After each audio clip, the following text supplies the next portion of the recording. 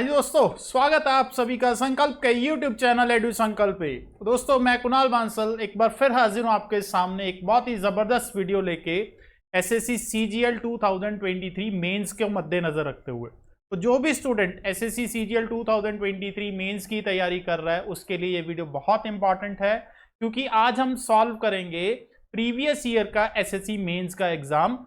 हम आज सॉल्व करेंगे सेकेंड शिफ्ट जो कि 3 मार्च को हुई थी। उसमें हम क्वांट सेक्शन आज कवर करेंगे, जिसमें हम हर एक क्वेश्चन का डिटेल्ड सॉल्यूशन, कॉन्सेप्ट और शॉर्ट ट्रिक्स करेंगे कि कैसे उसको हम लिमिटेड टाइम में कर सकते हैं। एसएससी का पैटर्न क्या है दोस्तों कि वो हर बार क्वेश्चंस को रिपीट करता है, तो ये प्रीवियस ईयर के एग्जाम्स हमारे लिए बहुत इंपॉर्टेंट हो जाते हैं उस चीज़ को ध्यान में रखते हुए। तो इस वीडियो को आप ध्यान से देखें, अंत तक देखें, ताकि आपको आने वाले एग्जाम के लिए हेल्प मिल सके। तो आइए दोस्तों शुरू करते हैं आज का लेक्चर, जिसमें हमारा पहला क्वेश्चन है। एक बोट है जो 35 किलोमीटर डाउनस्ट्रीम जा रही है जी, कितने घंटे में? 2 घंटे में। और सेम डिस्टेंस वो अपस्ट्रीम आ रही है जी, कितने घंटे में? 7 घंटे में। ठीक है, हमें क्या फाइंड आउट करना है? Speed of boat in still water. ठीक है जी, तो बहुत बेसिक सिंपल सा क्वेश्चन है, speed of boat in still water. तो speed of boat in still water calculate करने का फॉर्मूला क्या है दोस्तों? Speed of boat in still water is equal to downstream speed plus upstream speed divide by 2। मतलब मेरे को डाउनस्ट्रीम की स्पीड की रिक्वायरमेंट है एंड अपस्ट्रीम स्पीड की रिक्वायरमेंट है जी। तो सबसे पहले हम डाउनस्ट्रीम स्पीड कैलकुलेट करते हैं। डाउनस्ट्रीम स्पीड कैसे कैलकुलेट होगी? डाउनस्ट्रीम स्पीड का डिस्टेंस हमें पता है और टाइम पता है, तो डिस्टेंस अपॉन टाइम। ठीक है जी, 35/2 कितना आ जाएगा? 17.5 kilometre per hour. Similarly upstream speed find out करेंगे। अपस्ट्रीम स्पीड के लिए डिस्टेंस कितना है जी? 35 किलोमीटर और टाइम कितना है जी? 7 घंटे। ठीक है जी, तो यहाँ कितना आ जाएगा? 5 किलोमीटर पर आवर। तो हमें डाउनस्ट्रीम स्पीड भी पता चल गई जी, अपस्ट्रीम स्पीड भी पता चल गई। तो यहाँ से हम speed of boat in still water निकालेंगे। 17.5 प्लस 5 अपॉन 2, तो 22.5 अपॉन 2 करेंगे, कितना आ जाएगा जी? 11.25। तो करेक्ट आंसर हमारे लिए क्या बनेगा? First option. तो बहुत सिंपल आसान क्वेश्चन था। Speed of boat in still water, formula क्या है, कॉन्सेप्ट क्या है? Downstream speed plus upstream speed divided by 2। और अगर इन केस हमें पूछा जाए कि स्पीड ऑफ वाटर कितनी है, तो उसका फॉर्मूला क्या होता है दोस्तों? Downstream speed minus upstream speed divided by 2। Next question की तरफ मूव करते हैं जी। नेक्स्ट क्वेश्चन क्या बोल रहा है? हमें कंपाउंड इंटरेस्ट कैलकुलेट करना है जी ऑन अ सम ऑफ ₹25,000। मतलब ये हमारे लिए क्या है जी? प्रिंसिपल। ठीक है जी, at the rate of 12% per annum. ठीक है, रेट ऑफ इंटरेस्ट भी हमें 12% दे दिया गया और कंपाउंड इंटरेस्ट ईयरली कैलकुलेट करना है जी। ठीक है जी, कितने साल का टाइम है? 3 साल का टाइम है, 12% रेट ऑफ इंटरेस्ट है। ठीक है जी, प्रिंसिपल भी हमें गिवन है। ठीक है जी, तो इस केस में अब मैं कौन सा कॉन्सेप्ट यूज कर रहा हूं दोस्तों? इस क्वेश्चन को इजीली करने के लिए मैं यूज करूंगा ट्री मेथड। ठीक है जी, क्योंकि अगर तो मैं इसको सिंपली कंपाउंड इंटरेस्ट के फॉर्मूला के साथ करता हूं या फिर मैं मल्टीप्लाइंग फैक्टर या सक्सेसिव चेंज, तो उसके साथ कैलकुलेशन थोड़ी टफ होगी। बट इस क्वेश्चन की कैलकुलेशन को हम ट्री मेथड से इजीली कर पाएंगे। तो ट्री मेथड देखते हैं दोस्तों। First year, second year, third year. ठीक है जी, 3 साल है। ट्री मेथड किस कॉन्सेप्ट पे बेस्ड है? Interest on interest. हम इंटरेस्ट पे इंटरेस्ट हर बार का कैलकुलेट करते जाएंगे, उससे हमें टोटल इंटरेस्ट पता चलेगा। तो जैसे पहले साल की बात करें, अब पहले साल कितना इंटरेस्ट मिलेगा? पहले साल तो जो इंटरेस्ट मिलना वो सिर्फ प्रिंसिपल वैल्यू के ऊपर ही मिलना है। तो मतलब 25,000 हमारी प्रिंसिपल वैल्यू है, इसके ऊपर कितना इंटरेस्ट मिल जाएगा? 12%। तो 25,000 का 12% अगर हम कैलकुलेट करते हैं जी, तो 3,000 इंटरेस्ट बनता। 25,000 का कितना निकालना है जी हमें? 12%। तो ये कितना बनेगा? 3,000। तो मतलब पहले साल जो इंटरेस्ट बना वो कितना बना? 3,000 रुपीज।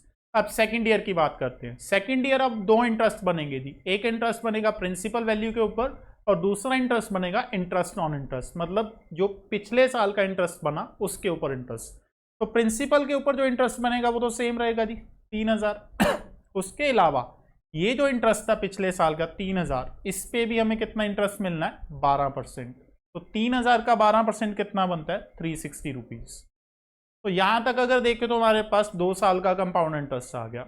सिमिलरली तीसरे साल में जाएंगे जी, तीसरे साल में भी हमें एक प्रिंसिपल पे इंटरेस्ट मिलेगा, उसके अलावा जो इंटरेस्ट पहले मिल चुके हैं उन पे इंटरेस्ट, मतलब पहले हमें 3 इंटरेस्ट मिल चुके हैं, 1 2 3, इन तीनों पे भी इंटरेस्ट मिलेगा। तो पहले प्रिंसिपल वाला इंटरेस्ट देखते हैं, प्रिंसिपल वाला इंटरेस्ट कितना बना 3000, उसके अलावा 3 बार इंटरेस्ट है, पहले 3000 पे भी 12% बनेगा, तो यही सेम वैल्यू आगे कंटिन्यू हो जाएगी 360। उसके अलावा ये सेकेंड ईयर में जो 3000 मिला इस पे भी मेरे को 12% मिलेगा, इस पे भी कितना बनेगा 360, और जो 360 ये वैल्यू है इस पे भी 12% बनेगा, और इसका 12% कितना बनता है 43.2। तो ये इन सभी को हम अगर प्लस करेंगे तो ये सभी को प्लस करने पे टोटल कितना बनेगा 10,123.20। तो ये हमारा टोटल कंपाउंड इंटरेस्ट हुआ। तो करेक्ट आंसर क्या बनेगा फर्स्ट ऑप्शन। इसके लिए आप सेकंड मेथड कंपाउंड इंटरेस्ट का अमाउंट का फॉर्मूला भी यूज कर सकते हो, which is A is equal to P into 1+R/100। ठीक है जी, बट उससे कैलकुलेशन थोड़ी टफ हो जाएगी क्योंकि आपको 3 बार का निकालना है तो पावर 3 बनेगी, तो 112 का हमें 3 बार मतलब क्यूब करना पड़ेगा, जो कि लेंथी हो जाएगा। Next question, LCM of x² - 8x + 15 and x² - 5x + 6। तो अगेन LCM चैप्टर में से क्वेश्चन पूछा गया दोस्तों। LCM निकालने के लिए हमें क्या चाहिए, फैक्टर्स पता होना चाहिए वैल्यूज के। तो सबसे पहले हमें क्या निकालना पड़ेगा, इन दोनों के फैक्टर्स। तो इनको फैक्टराइज करते हैं जी, क्वाड्रेटिक इक्वेशन है तो फैक्टराइज करेंगे। सबसे पहले इस इक्वेशन को फैक्टराइज करते हैं। इसमें हमें किसके फैक्टर्स बनाने हैं 15 के, और एडिशन करने पे वो कितना आना चाहिए 8। तो कौन सी 2 पॉसिबल वैल्यूज हैं 5 और 3। तो ये बन जाएगा x² - 5x - 3x + 15। तो यहाँ से x कॉमन आएगा, x - 5 और 3 कॉमन आएगा, x - 5। तो इसके 2 फैक्टर्स बने x - 3 एंड x - 5। सिमिलरली जो सेकंड इक्वेशन है उसके भी हम फैक्टर्स बना लेते हैं जी, x² - 5x + 6। अब यहाँ पे क्या फैक्टर्स किसके बनाने हैं 6, ताकि प्लस करके कितना आए -5। तो 3 और 2 2 फैक्टर्स बनेंगे, x² - 3x - 2x + 6, x common आया जी, x - 3 -2 आया तो x - 3। तो ये कितना बन गया x - 2 इंटू x - 3। तो ये 2 फैक्टर्स हमें पता चल गए। अब एलसीएम लेना है जी। एलसीएम के लिए सबसे पहले हम इनमें से कौन सा कॉमन फैक्टर, दोनों में से कॉमन फैक्टर क्या दिख रहा हमें x - 3, तो कॉमन फैक्टर x - 3 आ गया। इसके अलावा इसमें कौन सा फैक्टर बचा x - 5, और इस इक्वेशन में कौन सा बचा x - 2। तो ये हमारा एलसीएम हो जाएगा। तो सही आंसर क्या बनेगा हमारे लिए first option. Next, cost of 3 kg rice is 180। ठीक है जी, 3 kg राइस की कॉस्ट हमें बताई गई है कितनी है जी 180। 8 kg राइस की कॉस्ट 5 kg पल्स के इक्वल है जी, मतलब 8R किसके इक्वल है 5P। दूसरे केस में वो बोल रहा है 15 kg पल्स किसके इक्वल है 2 kg T, मतलब 15P की वैल्यू 2T के इक्वल है। ठीक है जी, और आगे बोल रहा है 3 kg T, 3 kg T किसके इक्वल है 6 kg वॉलनट, मतलब कि 3T की वैल्यू 6 वॉलनट के इक्वल। हमें कॉस्ट ऑफ 10 kg वॉलनट बतानी है। देखो राइस की कॉस्ट हमें पता है, वॉलनट की कॉस्ट हमें निकालनी है। इट मीन्स हमें रिलेशन राइस और वॉलनट के बीच में निकालना होगा। तो इसमें हम रेशियो का कॉन्सेप्ट यूज करेंगे दोस्तों। 4 चीजें हैं जी हमारे पास, राइस, पल्सेस, ठीक है जी, टी एंड वॉलनट। अगर रेशियो की बात करें, अब देखो रेशो अगर इस तरह का केस है कि इक्वल टू के केस में, तो रेशो रिवर्स हो जाती है। जैसे R की वैल्यू 5 हो जाएगी और P की वैल्यू 8 हो जाएगी। तो R हमारे लिए यहाँ पे क्या हो जाएगा 5 और P हमारे लिए क्या हो जाएगा 8। सिमिलरली P और T इनकी वैल्यूज भी रिवर्स हो जाएंगी। P की वैल्यू कितनी हो जाएगी 2 और T की वैल्यू कितनी हो जाएगी 15। ठीक है जी, और T और W की भी रिवर्स हो जाएंगी। T की वैल्यू कितनी हो जाएगी 6 और W की वैल्यू कितनी हो जाएगी 3। ठीक है जी, तो ये हमारी रेशोज बन जाएंगी। तो यहाँ से हम वैल्यूज रेशो का कॉन्सेप्ट यहाँ पे 8 8, यहाँ पे कितना आएगा 15, जो भी ये वैल्यूज हैं लास्ट वैल्यूज यही कंटिन्यू हो जाएंगी इधर, ठीक है जी। और यहाँ पे कितना आ जाएगा 2, और यहाँ दोनों पे जगह पे हम क्या लिखेंगे 6। तो ये वैल्यूज आ गई। यहाँ से इनको मल्टीप्लाई करके रेशो निकालेंगे, तीनों को मल्टीप्लाई किया 5 × 2 × 6 कितना हो गया जी हमारे लिए 60। इन दो तीनों को मल्टीप्लाई किया 16 6 से ये कितना आ जाएगा हमारे लिए 96। इन तीनों को मल्टीप्लाई किया जी ये हमारे लिए कितना आएगा 720, और इन तीनों को आपस में मल्टीप्लाई किया ये हमारे लिए कितना आएगा 360। तो ये रेशो आ गई दोस्तों हमारे पास, ठीक है जी सभी की। अब यहाँ से राइस और वॉलनट को अगर कंपेयर करें, राइस 60 है, वॉलनट कितना है 360, तो राइस और वॉलनट की रेशो 1:6 बन रही है। इट मीन्स इनका जो प्राइस है वो 1:6 की रेशो में है। अब देखिए 3 kg राइस 180 का है जी, तो इट मीन्स 1 kg राइस कितने का हुआ 60 रुपीज का। तो 1 kg राइस अगर 60 का है, ठीक है जी, तो 1 kg वॉलनट कितने का होगा 360 का हो जाएगा। ये 1 kg वॉलनट की वैल्यू है जी, क्योंकि 1 kg राइस कितने का था 60 रुपीज का, और 1:6 है, तो इसके कारण वॉलनट की वैल्यू 360। हमें चाहिए 10 kg वॉलनट, तो 10 kg वॉलनट कितने का हो जाएगा जी 3600 रुपए का, क्योंकि 1 kg वॉलनट 360 का है, तो 10 kg 3600। तो कौन सा आंसर करेक्ट है जी 4th option. Next, what is the ratio of simple interest earned on a certain amount at a rate of 21% per annum for 8 years?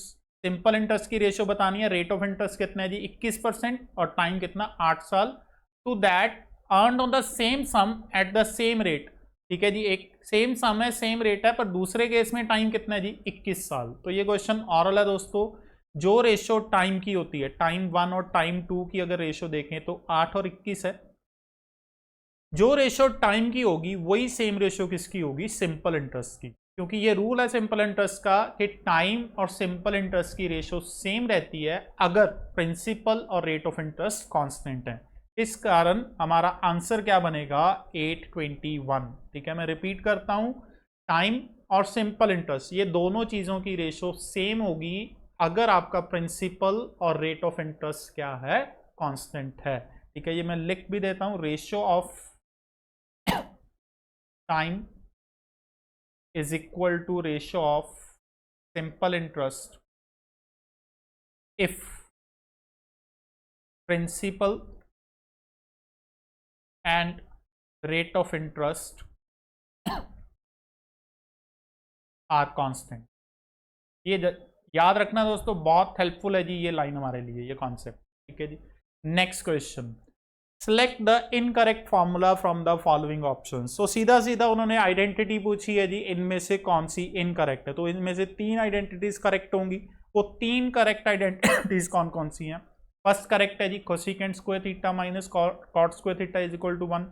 Second correct है हमारे लिए sine square theta plus cos square theta equal to 1। और fourth भी correct है हमारे लिए secant square theta minus tan square theta equal to 1। तो इनमें से गलत कौन सी है जी? Third one. ये कोई आइडेंटिटी एग्जिस्ट नहीं करती, secant square theta plus cos square theta is equal to 1। तो हमारा आंसर क्या होगा? Third option. 7th question, find the standard deviation. हाँ जी दोस्तों, तो स्टैटिस्टिक्स में से क्वेश्चन पूछा गया स्टैंडर्ड डेविएशन। तो स्टैंडर्ड डेविएशन कैसे कैलकुलेट होती है? स्टैंडर्ड डेविएशन का फॉर्मूला है sigma d square upon n. ठीक है जी, तो सबसे पहले हमें डी निकालना होगा और एन तो हमें पता ही है नंबर ऑफ टर्म्स। डी का मतलब है डेविएशन, डेविएशन मतलब मीन वैल्यू से, मीन मतलब एवरेज, एवरेज वैल्यू से जो ये गिवन वैल्यूज हैं इनका डिफरेंस कितना है उसको हम डेविएशन बोलते हैं। तो उसका स्क्वायर करेंगे, उसका टोटल करके उसको एन से डिवाइड करेंगे। तो सबसे पहले टर्म्स लिख लेते हैं जी एक्स, इनको हम एक्स के साथ डिनोट करेंगे। कौन कौन सी टर्म्स हैं? 5, 3, 4 एंड 7।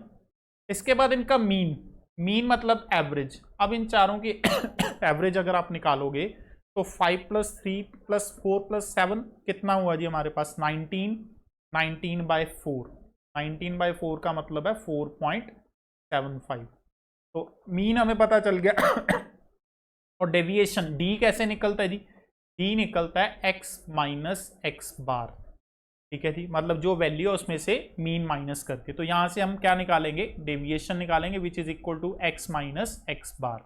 ठीक है, एक्स बार कितना आया 4.75, तो यहाँ पे आएगा 5 माइनस 4.75, ये आएगा 3 माइनस 4.75, ये आएगा 4 माइनस 4.75, और ये आएगा 7 माइनस 4.75।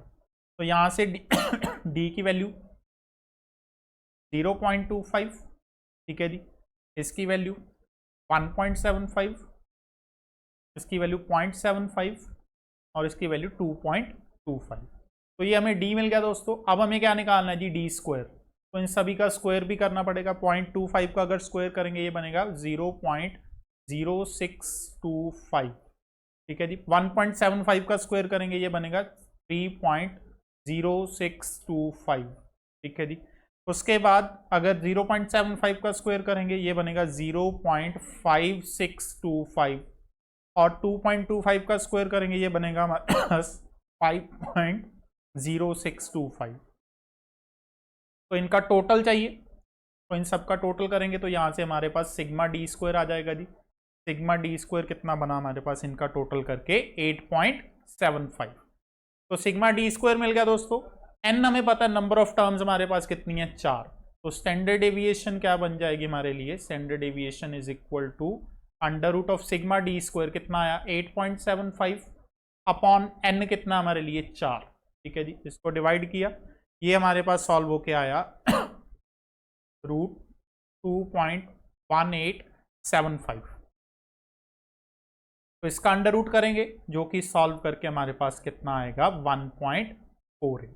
तो करेक्ट आंसर क्या हुआ जी हमारे लिए, first option correct answer. Next question, Suresh, Dinesh, Ramesh 3 partners हैं जी। तीनों ने किस रेशो में इन्वेस्ट किया, 368 की रेशो में इन्वेस्ट किया, और उस कुछ टाइम बाद उन्होंने अपनी इन्वेस्टमेंट इंक्रीज की 5%, 15% और 20%। तो अब बताओ कि वो प्रॉफिट्स किस रेशो में शेयर करेंगे। अब जिस रेशो में उनकी इन्वेस्टमेंट रहेगी उसी रेशो में शेयर करना पड़ेगा। तो मान के चलते हैं इनिशियली कितनी कितनी थी, 300, 600, 800, क्योंकि 368 की रेशो है।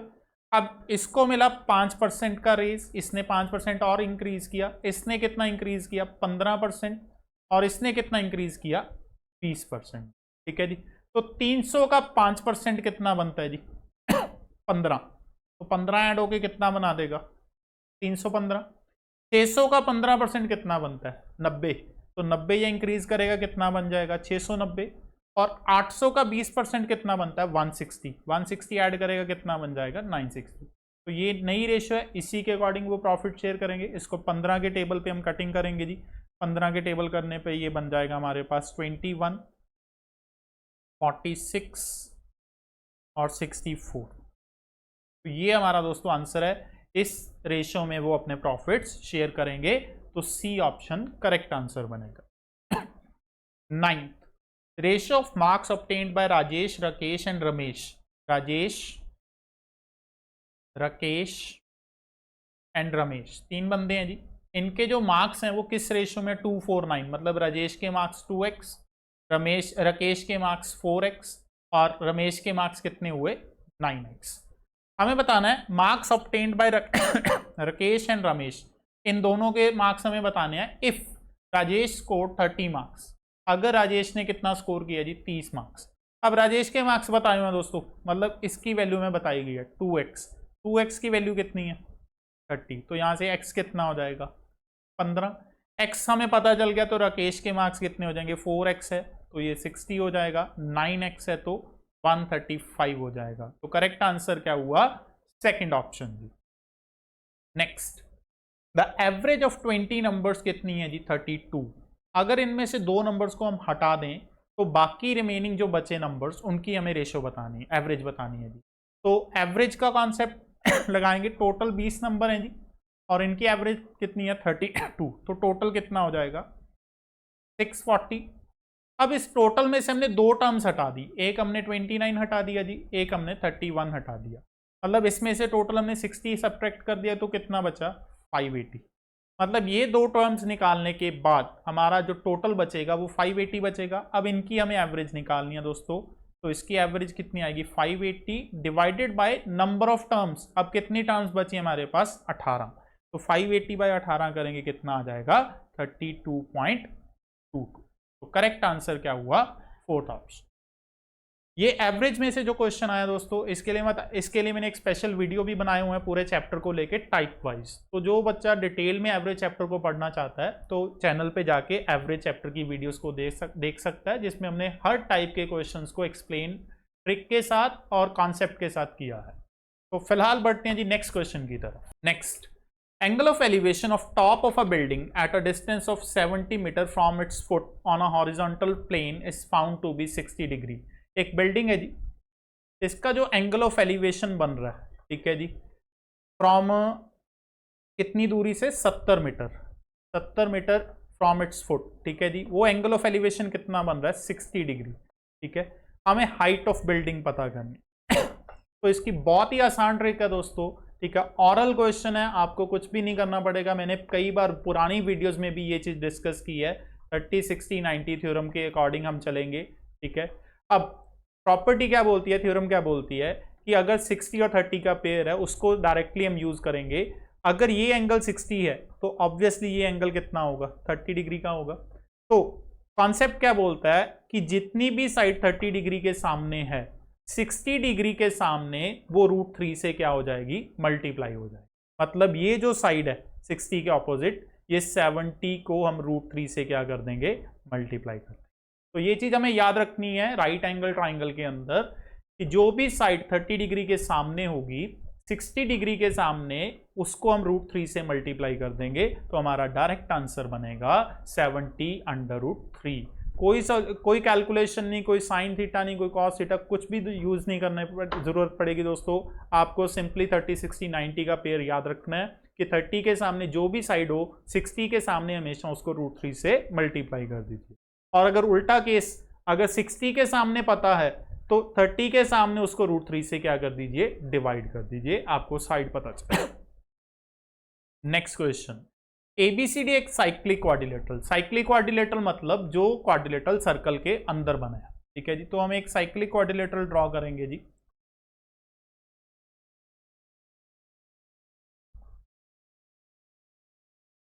ठीक है जी, जिसमें BC डायामीटर है, तो BC हमारे लिए क्या होगा, डायामीटर, तो ये AD हो जाएंगे। A और D भी सर्कल के ऊपर लाई कर रहे हैं। एंगल BCA, दिस एंगल हमें कितना गिवन है जी, 19 degree. Angle CAD, this angle, ये कितना गिवन है जी, 32 डिग्री। ठीक है, हमें एंगल ACD की वैल्यू पता करनी है, मतलब ये वाला एंगल हमें फाइंड आउट करना है। ठीक है, तो सबसे पहले बात करते हैं triangle ABC।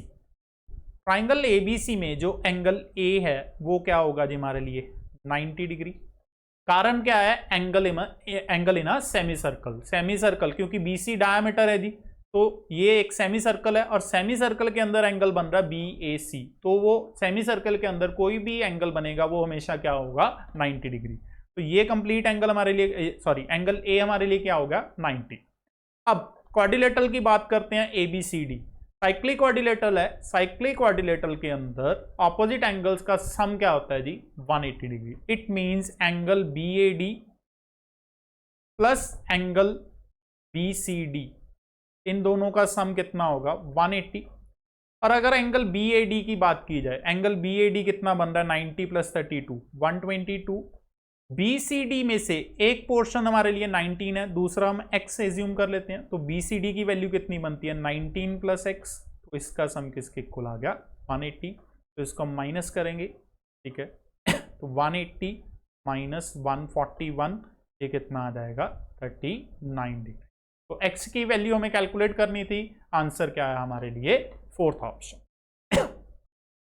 Next, find the value of the given expression. हाँ जी दोस्तों, बहुत इंपॉर्टेंट क्वेश्चन है, बहुत बार रिपीट हुआ एग्जाम्स में और इसकी डायरेक्ट ट्रिक है। मैंने अपनी पुरानी वीडियोस में भी ये क्वेश्चन डिस्कस किया हुआ है। ठीक है जी, दो तरह से ये क्वेश्चन आता है, एक माइनस का केस, एक प्लस का केस। ठीक है जी, तो हमें करना क्या है कि जब रूट के अंदर रूट वैल्यूज चल रही हैं, सेम वैल्यूज और अप टू इन्फिनिटी, हमें सिर्फ इस वैल्यू का क्या बनाना है जी, फैक्टर्स बनाने हैं in form of consecutive numbers.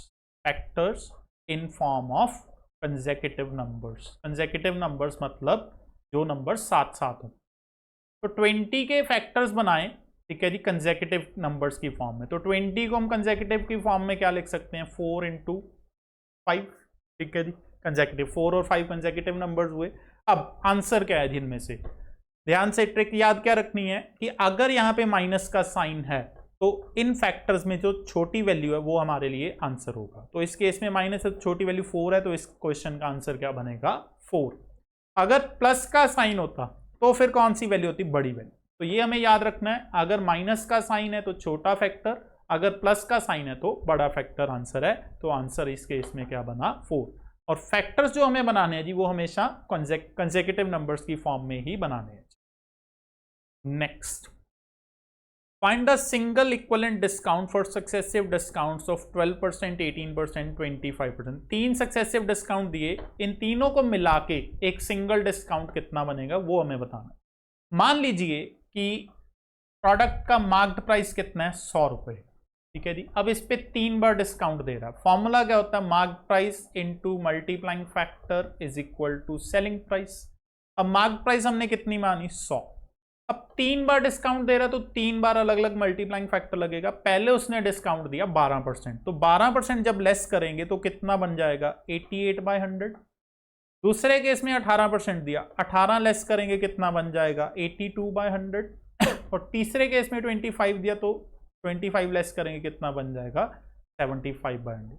तो ये सॉल्व करके हमारे पास क्या आएगा, सेलिंग प्राइस। तो इसको सॉल्व करते हैं जी, ये 3/4 आ गया, 100 के साथ 100 कैंसिल हो गया और 4 के टेबल पे इसको हमने कैंसिल किया, कितना बन गया, 22। तो 22 इंटू 82 इंटू 3 करेंगे, ये हमारे पास सॉल्व करके आएगा जी 5412/100। मतलब कि जो सेलिंग प्राइस है वो कितना बना, 54.12 रुपीज़। मतलब 100 रुपये की जो चीज़ थी वो हमने कितने में सेल की, 54.12। तो डिस्काउंट कितना हो गया दोस्तों, 100 में से 54.12 हम क्या करेंगे, लेस। ये लेस करने पे हमारे पास आंसर आएगा 45.8। तो करेक्ट आंसर क्या हुआ जी, 4th ऑप्शन हमारे लिए करेक्ट आंसर बनेगा। Next, Reva has some hens and some goats. If the total number of animal heads is 100 and the total number of animal feet is 348, then what is the total number of goats with Reva? बहुत ही important question है, बहुत बार repeat हो चुका है कई exams में, ठीक है जी। ये भी मैंने अपनी पुरानी वीडियोस में आपको बताया, ट्रिक के साथ भी बताया कि इसको ट्रिक के साथ ऑरली कैसे किया जा सकता है। मैं दोबारा भी बताऊंगा आज ट्रिक के साथ इस क्वेश्चन को कैसे करना है। तो सबसे पहले अगर हम इसको कॉन्सेप्ट के थ्रू करें, इसमें हम एलिगेशन का कॉन्सेप्ट यूज करेंगे दोस्तों, ठीक है जी। वो क्या रहा है, 2 तरह के जानवर मान लेते हैं, एक हैन है एक गोट है, ठीक है जी। अब हैन की जो लेग्स हैं वो 2 हैं और गोट की लेग्स कितनी है, 4। अब जब उसने टोटल जानवर काउंट किए तो हेड थे 100, मतलब हेड मतलब सभी जानवर का एक ही हेड है, तो टोटल जानवर कितने होंगे, 100, ठीक है जी। बट जब फीट काउंट किए, लेग्स काउंट की तो 348। अब देखिए लेग्स काउंट करने में दिक्कत क्या है कि कुछ जानवर हैं जिनकी 2 लेग्स हैं, कुछ की 4 हैं, तो सभी को काउंट करने पे 348 मिला। हमें दोनों अलग अलग पता करने कितने होंगे, ठीक है। तो एलिगेशन का कॉन्सेप्ट यूज करते हैं दोस्तों। एलिगेशन के अंदर हम मान के चलते हैं कि अगर सारे के सारे जानवर हैन है, 100 जानवर है, सभी के सभी हैन है, तो टोटल लेग्स कितनी होनी चाहिए, 200, क्योंकि 2 लेग्स हैं। दूसरे केस में अगर मान के चले कि सभी की सभी गोट्स हैं, तो टोटल लेग्स कितनी होनी चाहिए, 400। बट दोनों को मिला के जो टोटल लेग्स हैं एवरेज, वो कितनी है जी, 348, ठीक है जी। तो उसको सेंटर में रखेंगे, माइनस किया, ठीक है जी। माइनस करने पे ये 52 आया, ये कितना आया हमारे पास माइनस करने पे 148। तो इनकी रेशो जब निकाली, रेशो बनती है 13:37। ये हमारे पास नंबर ऑफ हैंड्स और गोट्स की रेशो आ गई। अब टोटल 100 जानवर है जी, हमें नंबर ऑफ गोट्स बताने हैं, तो गोट्स कितनी हो जाएंगी, 37/50 × 100, तो 74 गोट्स हैं दोस्तों उसके पास, ठीक है। तो आंसर हुआ सेकंड ऑप्शन। तो ये था एलिगेशन के साथ। अब इसका मैं ऑरल ट्रिक आपको बता देता हूँ, ऑरल ट्रिक समझाता हूँ ध्यान से, ठीक है जी। अब 2 तरह के जानवर, मिनिमम 2 लेग्स तो हर एक जानवर के हैं, हर एक जानवर के पास हैं, ठीक है जी। तो 100 जानवर मिनिमम 2 लेग्स हैं, तो 200 लेग्स तो मिनिमम होंगी ही होंगी हर हालत में, ठीक है। बट टोटल कितनी है, 348, मतलब कुछ एक्स्ट्रा लेग्स हैं। तो एक्स्ट्रा लेग्स कितनी हुई, 148। अब ये जो एक्स्ट्रा लेग्स हैं ये किसकी एक्स्ट्रा लेग्स हैं? गोट्स, क्योंकि हर एक गोट हमने मान के चला 2-2 लेग्स, तो गोट के 4 लेग्स हैं तो हर एक गोट के 2 एक्स्ट्रा लेग्स हैं। ठीक है जी, तो टोटल एक्स्ट्रा लेग्स कितनी है हमारे पास? 148। ठीक है जी, तो 148 टोटल एक्स्ट्रा लेग्स हैं, हर गोट के पास 2 एक्स्ट्रा लेग्स हैं, तो टोटल गोट्स कितनी हुई? 74। तो ये ट्रिक है दोस्तों, बहुत आसानी से हम इसके थ्रू क्वेश्चन को अटेम्प्ट कर सकते हैं। होपफुली आपको ये समझ में आया होगा।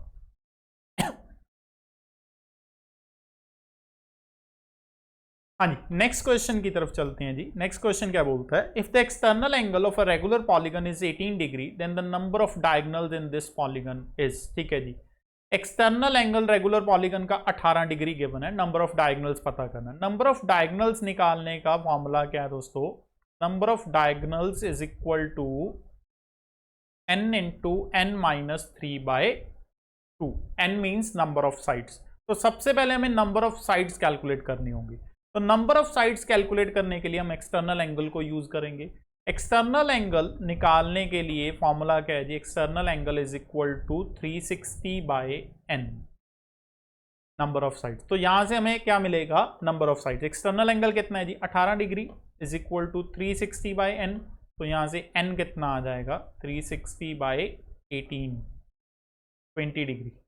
तो नंबर ऑफ साइड्स हमें मिल गई जी, तो यहां से नंबर ऑफ डायगोनल्स निकाल देंगे। 20 इंटू 20 माइनस 3/2, तो कितना आ जाएगा? 20 इंटू 17/2। तो 170 डायगोनल होंगे दोस्तों उस फिगर के अंदर। तो सी ऑप्शन हमारा सही आंसर बने। Next, the number 2918245 is divisible by which of the following numbers. तो सिंपल डिविजिबिलिटी रूल के बेस पे पूछा गया जी। तो ऑप्शन जो है उसके अकॉर्डिंग डिविजिबिलिटी रूल इंप्लीमेंट करके देखेंगे। सबसे पहली ऑप्शन हमारे पास क्या है? 3। तो 3 का डिविजिबिलिटी रूल क्या बोलता है? Sum of digits should be divisible by 3। तो इट मींस ये सभी का सम करके देखते हैं। 2 + 9 11, 12 + 8 20 + 2 22 + 4 26 + 5 31। तो इन सबका टोटल 31 बनता है, जो कि 3 के टेबल पे डिवाइड नहीं होता। तो ये कैंसिल हो गया। सेकंड ऑप्शन हमारे लिए क्या है? 11। 11 का डिविजिबिलिटी रूल क्या करता है कि डिफरेंस निकालना है ऑड डिजिट, ऑड प्लेस के जो डिजिट्स हैं और इवन प्लेस के जो डिजिट है उनके सम का। ठीक है जी, तो सबसे पहले ऑड डिजिट के जो डिजिट्स हैं ऑड प्लेसेस पे, उनका सम निकालते हैं जी। ठीक है, तो ये बन गया 2 + 1 3, 3 + 2 5, 5 + 5 10। तो ऑड प्लेस पे जो डिजिट्स हैं उनका सम बन रहा है 10। Similarly even 9 + 8 17, 17 + 4 21। इवन वालों का सम 21। डिफरेंस कितना बन रहा है दोनों का? 11। और ये 11 के टेबल पे कट रहा है जी डिफरेंस। इट मींस ये नंबर 11 पे डिविजिबल है। तो करेक्ट आंसर सेकंड। बहुत बेसिक क्वेश्चन पूछा गया डिविजिबिलिटी रूल्स में से। Next, average weight of 3 men is increased by 4 kg when one of them whose weight is 100 kg is replaced by another man। ठीक है जी, what is the weight of new man। ठीक है, 3 बंदे हैं जी, उनका average weight 4 kg increase हो रहा है अगर उनमें से एक बंदा रिप्लेस हो जाता है। कितने kg वाला? 100 kg वाला। उसकी जगह पे कोई नया बंदा आ रहा है, हमें नए बंदे का वेट बताना है। हाँ जी दोस्तों, ये बहुत आसान ट्रिक के साथ मैं आपको क्वेश्चन कराने वाला हूं, ध्यान से। ठीक है जी, टोटल बंदे कितने हैं? 3, और चेंज इन एवरेज कितना है? 4। तो इसके साथ इनको मल्टीप्लाई किया, कितना आया? 12। ठीक है, अब अगर एवरेज इंक्रीज हो रही है तो ये चेंज हम जो बंदा छोड़ के जा रहा है उसमें प्लस कर देंगे। कितना आ जाएगा? 112। इन केस ये एवरेज डिक्रीज हो जाती तो 100 में से 12 हम क्या कर देते? माइनस। तो ये सिंपल सी ट्रिक है, इसका मैंने एक अलग से वीडियो बनाया हुआ है पूरा। तो जो बच्चा इस तरह के क्वेश्चंस को अटेम्प्ट करना चाहता है, कॉन्सेप्ट को और अच्छे से समझना चाहता है, तो वो चैनल पे जाके एवरेज की वीडियो देख सकता है। Next, median of the following data. सबसे पहले मीडियन की बात करें। मीडियन होता क्या है जी? मीडियन का बेसिक मतलब है मिड वैल्यू। ठीक है जी, जो भी हमें डेटा गिवन होगा उसकी मिड वैल्यू निकालनी है। तो इसका सबसे पहला स्टेप क्या है कि हमें इस डेटा को एक प्रॉपर ऑर्डर में अरेंज करना है, असेंडिंग या डिसेंडिंग। तो मैं इन सबको असेंडिंग ऑर्डर में अरेंज कर रहा हूँ। तो सबसे पहले 25 आएगा, देन 27 आएगा, उसके बाद 29 आएगा, उसके बाद 30 आएगा। ठीक है जी, देन 32, देन 33 एंड लास्ट में क्या आएगा? 35। तो ये डेटा पहले हमने अरेंज कर दिया असेंडिंग ऑर्डर में। अब हमें क्या चाहिए जी, मिड वैल्यू। टोटल टर्म्स कितनी है 7, तो इनकी मिडल टर्म हमें कौन सी दिख रही है 30, तो यही हमारा आंसर है, मीडियन आ गया 30। Next, hemispherical bowl of internal radius 18 centimetre is full of liquid. एक हेमिस्फीयर की शेप में बॉल है जिसका रेडियस हमें 18 सेंटीमीटर गिवन है। This liquid is to be filled in cylindrical bottles. इस लिक्विड को हमने सिलेंड्रिकल बॉटल्स में शिफ्ट करना है जिसका रेडियस 3 सेंटीमीटर और हाइट 6 सेंटीमीटर है। How many bottles are required, हमें नंबर ऑफ बॉटल्स निकालनी है। तो नंबर ऑफ बॉटल्स निकालने का कॉन्सेप्ट सीधा है दोस्तों। नंबर ऑफ बॉटल्स कैसे निकलेंगी, volume of hemisphere, volume of hemisphere upon volume of cylinder, क्योंकि हेमिस्फीयर को हम शिफ्ट कर रहे हैं सिलेंडर में, तो हेमिस्फीयर के वॉल्यूम को हम सिलेंडर के वॉल्यूम से क्या करेंगे, डिवाइड कर। ठीक है जी। तो हेमिस्फीयर का वॉल्यूम क्या होता है 4/3 पाई आर क्यूब, सॉरी 2/3, हेमिस्फीयर है तो 2/3 पाई आर क्यूब, और सिलेंडर का वॉल्यूम क्या होता है जी पाई आर स्क्वायर एच। ठीक है, तो सबसे पहले यहाँ पाई से पाई कैंसिल हो जाएगा। ठीक है जी, तो हमारे पास रेडियस भी पता है, हाइट भी पता, तो वैल्यूज पुट करेंगे। 2, हेमिस्फीयर का रेडियस कितना था 18, तो 18 क्यूब अपॉन 3, एक ये नीचे आ गया, और रेडियस कितना है जी 3 सेंटीमीटर, 3 स्क्वायर, और हाइट कितनी है 6 सेंटीमीटर। तो इसको सॉल्व करेंगे जी। इसको सॉल्व करने पे हमें मिलेगा 2 into 18 into 18 into 18 upon 3 into 3 into 3 into 6। सबसे पहले कटिंग की यहाँ से, यदि 2 3 ज़ा 6, 3 3 ज़ा 9, 9 2 ज़ा 18, तो ये दोनों कैंसिल करके इसको 2 बना देंगे। सिमिलरली 3 3 ज़ा 9, 9 2 ज़ा, तो 18 इंटू 4 करेंगे, कितना आंसर आ जाएगा 72। तो कितनी बॉटल्स रिक्वायर्ड हुई जी 72। कॉन्सेप्ट क्या है, volume of hemisphere upon volume of cylinder. Next, find the value of the given expression. ठीक है जी, बॉड मास का कॉन्सेप्ट पूछा गया सिंपली, तो सबसे पहले ब्रैकेट पे फोकस करते हैं, सबसे इंटरनल ब्रैकेट, ये वाली ब्रैकेट। ठीक है, इसको सॉल्व करने पे पहले डिवीजन सॉल्व होगी। 36/3 कितना बनेगा 12, और 24 में से 12 माइनस किया, ये कितना आ जाएगा 12। ब्रैकेट ओपन होगी, 12 डिवाइडेड बाय 3, और इस इधर क्या हमारे पास 90 डिवाइडेड बाय 5 इंटू। ठीक है जी, ये ब्रैकेट के अंदर है, बाहर ब्रैकेट के क्या है 76 में। अब फिर इस ब्रैकेट को सॉल्व, इसमें पहले डिवीजन 90/5 किया 18, 12/3 किया 4। ठीक है, इन दोनों को मल्टीप्लाई करके 76 में से हम क्या कर देंगे, माइनस कर लेंगे। तो 76 माइनस 72, कितना आंसर आ जाएगा 4। तो C option. Again simple question BODMAS के ऊपर। Next, product pass successively through the hands of 3 traders and each of them sells his goods at a profit of 30% of his cost price. If the last trader sold the product for ₹300, then how much did the first trader pay for them? 3 traders हैं जी। ठीक है जी, successively वो पास कर रहे हैं product को, और हर बंदा 30% प्रॉफिट कमा रहा है। ठीक है जी, मतलब ए ने बी को, बी ने सी को, ठीक है जी, और सी ने फर्दर डी को। ठीक है जी, इस तरीके से 3 हाथ में पास हुआ। ए ने भी 30% कमाया, बी ने भी 30% कमाया, और सी ने भी 30% कमाया। ठीक है, लास्ट ट्रेडर ने कितने में चीज बेची है जी 300 रुपए में, मतलब डी को वो चीज 300 रुपए में मिली है। हमें बताना है फर्स्ट ट्रेडर ने कितने में खरीदी। तो मान के चलते हैं कि फर्स्ट ट्रेडर ने एक्स में खरीदी, उसने पहले ने 30% कमाया तो 130/100, दूसरे ने भी 30% कमाया तो 130/100, और तीसरे ने भी 30% कमाया तो 130/100। फाइनली चीज कितने में बिकी है जी वो 300। ठीक है जी, तो इसको सॉल्व किया, जीरोस कैंसिल आउट कर लेते हैं पहले। ठीक है, तो x की वैल्यू हमारे पास कितनी आई 3 लाख बटे 13 का क्यूब। 13 का क्यूब कितना होता है 2197, तो 3 लाख बटे 2197। तो ये सॉल्व करने पे हमारे पास आएगा 136.55 अप्रॉक्स। तो आंसर क्या हुआ सेकंड ऑप्शन। तो बेसिक परसेंटेज का कॉन्सेप्ट यूज हुआ, मल्टीप्लाइंग फैक्टर हमने इसमें यूज किया जी सक्सेसिव चेंज का। Next, what is the total surface area of a pyramid whose base is a square with side 8 centimetre and height of pyramid is 3 centimetre. हमें क्या निकालना है जी total surface area. Total surface area of pyramid का formula क्या है, curved surface area plus area of bottom. अब जो बॉटम है या बेस है वो स्क्वायर शेप है, तो यहाँ पे स्क्वायर का एरिया और कर्व्ड सरफेस एरिया। अब कर्व्ड सरफेस एरिया की बात की जाए, curved surface area of pyramid is equal to half into perimeter of base. Base मतलब इस केस में क्या है जी, square, perimeter of base into slant height l. तो यहां पे हमारे पास दोस्तों स्लांट हाइट मिसिंग है, तो सबसे पहले हम निकालेंगे स्लांट हाइट। स्लांट हाइट कैसे निकलेगी, under root of h square, height of pyramid कितनी है 3 स्क्वायर, प्लस जो बेस है स्क्वायर उसकी साइड का हाफ, उसको हम बेस मान रहे हैं जी, ठीक है जी, साइड का हाफ करेंगे कितना हो जाएगा 4, ठीक है जी। जो भी स्क्वायर बेस होगा उसकी साइड का हाफ करना है जी, वो बेस रहेगा इसके लिए, ठीक है जी। तो यहाँ से हमारे पास कितना आया 9 + 16, मतलब एल हमारे पास सॉल्व होके कितना आ गया जी 5 सेंटीमीटर।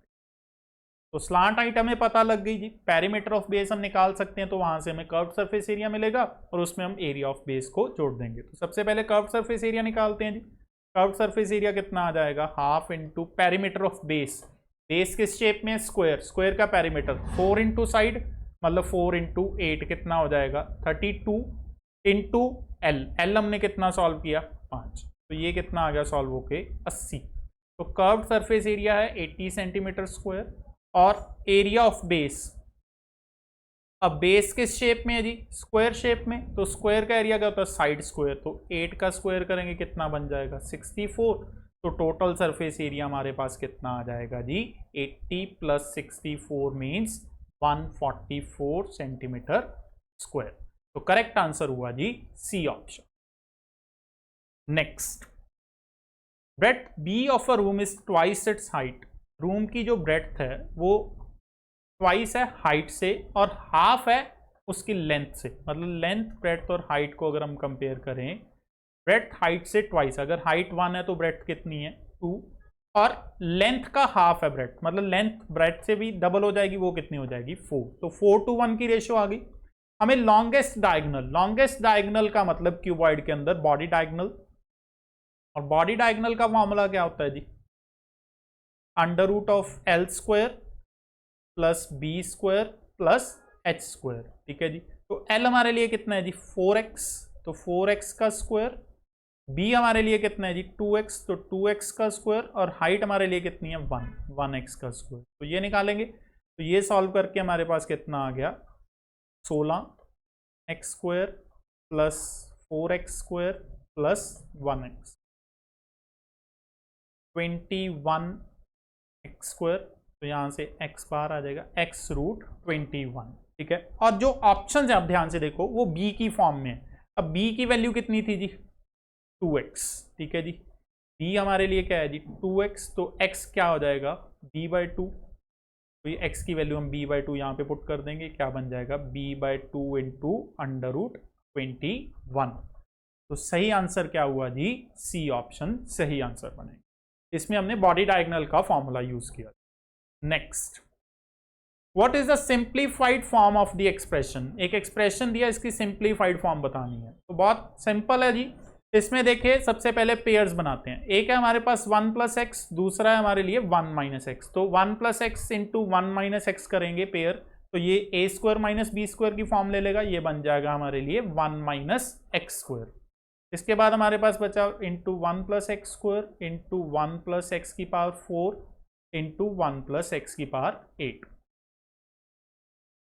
अब सेकंड स्टेप में इन दोनों वैल्यूज का पेयर बनाते हैं जी, 1 - x² इंटू 1 + x², फिर वही आइडेंटिटी a² - b², तो ये कितना बन जाएगा 1 - x⁴ into 1 + x⁴ into 1 + x⁸, ठीक है जी। अब इसमें फिर पेयर बनाएंगे जिसको, इसमें फिर वही a² - b², ये कितना बन जाएगा 1 - x⁸ इंटू 1 + x⁸, तो ये फिर पेयर बना के क्या बना देगा 1 - x⁴।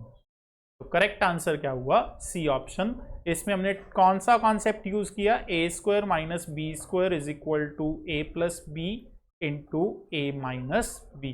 पेयर्स बनाते जाएंगे, पेयर्स के अकॉर्डिंग ये सिंप्लीफाई होता चला जाएगा। Next, If the areas of two similar triangles are in the ratio 196:625, what would be the ratio of their sides? ठीक है जी, एरिया की रेशो बताई गई है, साइड की रेशो हमें निकालनी है।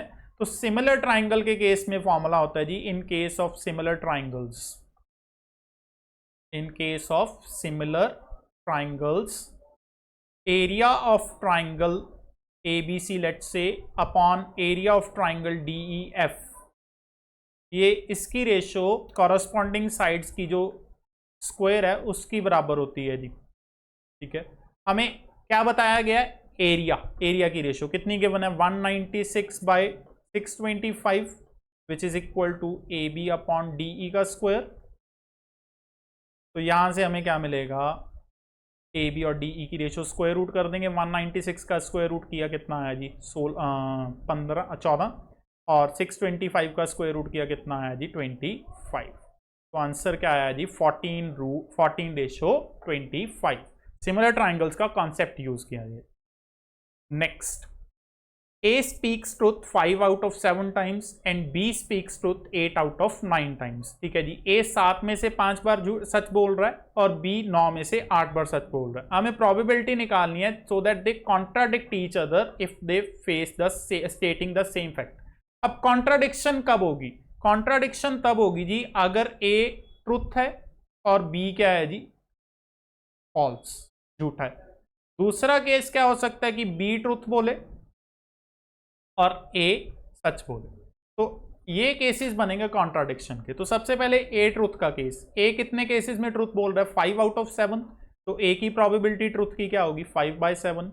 और B की झूठ बोलने की, अब B 9 में से 8 टाइम्स सच बोल रहा है, इट मीन्स फॉल्स की उसकी प्रोबेबिलिटी 1/9 हो जाएगी। तो ये प्रोबेबिलिटी बन गई। ठीक है जी, 5/7 इंटू 1/9। दूसरा केस है कि B ट्रुथ बोले। अब B सच कितने केसेस में बोल रहा है जी, 8 out of 9। और ये इसका हमें फॉल्स लेना। B और A फॉल्स कितने केसेस में चल रहा है जी, 7 में से 5 बार वो सही बोल रहा है, तो गलत कितने बार बोलेगा, 2/7। तो ये दोनों को प्लस कर देंगे, ये बन गया हमारे लिए 5/63 और ये हमारे लिए कितना बन गया, 16/63। तो टोटल केस कितने बनेंगे, 5/63 प्लस 16/63 मतलब 21/63। तो आंसर क्या आएगा, 1/3। Next, there are 2 inlets A and B connected to a tank. 2 pipes हैं A और B। A अकेला 32 आवर्स में टैंक को फिल कर सकता है, B 28 आवर्स में फिल कर सकता है। अगर दोनों को ऑल्टरनेटिवली चलाएं तो 1 घंटे के लिए, स्टार्टिंग विद A, शुरुआत A से होगी, तो कितनी देर में टैंक भरा जाएगा। ठीक है, तो ऑल्टरनेट का केस है दोस्तों। सबसे पहले एलसीएम लेके टोटल वर्क निकालते हैं जी। A 32 आवर्स में कर रहा है, B 28 आवर्स में कर रहा है। ठीक है, एलसीएम दोनों का कितना आएगा जी हमारे पास, 224। ये हमारे पास टोटल वर्क। तो यहां से एफिशिएंसी, A की एफिशिएंसी बनेगी 7 यूनिट्स और B की एफिशिएंसी कितनी बनेगी, 8 यूनिट्स। ठीक है, अब ऑल्टरनेटिवली चलना है, शुरुआत कौन करेगा, A। इट मींस पहले 1 घंटे में 7 यूनिट, अगले 1 घंटे में 8 यूनिट। तो 2 घंटे का काम हमारे पास कितना आ गया, 15 यूनिट। अब कॉन्सेप्ट क्या है कि ये जो टोटल करके वैल्यू है, इसका सबसे क्लोजेस्ट मल्टीपल देखा जाए 224 के आसपास। अब सबसे क्लोजेस्ट मल्टीपल बनता है 225। ठीक है जी, 15 इंटू 15। ठीक है, बट वो काम एक्स्ट्रा हो जाएगा। बट अगर मैं अप्रॉक्सीमेशन ही लगानी है मुझे इस क्वेश्चन में, ठीक है, ऑप्शंस को अगर मैं ध्यान से देखूं, तो अगर मैं इसको 15 से मल्टीप्लाई कर दूं दोनों तरफ, तो 30 घंटे लगेंगे मेरे को कितना काम करने के लिए, 225 यूनिट काम करने के लिए। ठीक है, बट काम कितना है, 224 यूनिट, मतलब 30 घंटे से थोड़ा कम टाइम लगेगा, कुछ मिनट कम लगेंगे मेरे को, जो कि अप्रॉक्सीमेटली कितना बनेगा बाद में 30 घंटे ही माना जाएगा। हमें अप्रॉक्सीमेशन ही पूछी गई है, तो वो आंसर क्या बनेगा, 30 ही बनेगा। क्योंकि अगर तो ऑप्शन डेसिमल्स में होती 29 पॉइंट समथिंग, 28 पॉइंट समथिंग, तो हमें फिर एग्जैक्ट कैलकुलेट करने की जरूरत पड़ेगी। ठीक है जी, वो आपको पता ही है कि ऑल्टरनेटिव के केस में हम कैसे निकालते हैं। बट इस केस में हमें ऑप्शंस को देखा तो हमें ज़रूरत नहीं है एग्जैक्ट निकालने की, मैं डायरेक्टली अप्रॉक्सीमेशन से कर सकता हूँ। नेक्स्ट, 2 कैंडिडेट्स के बीच इलेक्शन हुआ, जिसमें से एक कैंडिडेट को कितना मिला, 64% वोट्स, और वो 434 वोट से जीत गया जी। टोटल वोट्स बतानी है। अगेन सिंपल क्वेश्चन पूछा गया वोट्स वाले केस में से, इलेक्शन वाले में। अगर दो कैंडिडेट्स हैं, अगर एक को 64 मिलेगा तो दूसरे को कितने परसेंट मिलेगा जी? 36%। अब 64 वाला 434 वोट से जीत रहा है, तो हमें करना क्या होता है जी? इस केस में दोनों का डिफरेंस लेना होता है। तो इन दोनों का डिफरेंस लिया, डिफरेंस कितना बनता है जी? 28%। और 28% जो वैल्यू है वो किसके इक्वल आएगी? 434। तो हमें 100% वैल्यू निकालनी है जी टोटल वोट्स। तो 434 डिवाइडेड बाई 28 इंटू 100, तो ये सॉल्व होके कितना आएगा? 1550 वोट्स। फर्स्ट ऑप्शन हमारा करेक्ट आंसर। हाँ जी, लास्ट क्वेश्चन है जी, क्या बोल रहा है?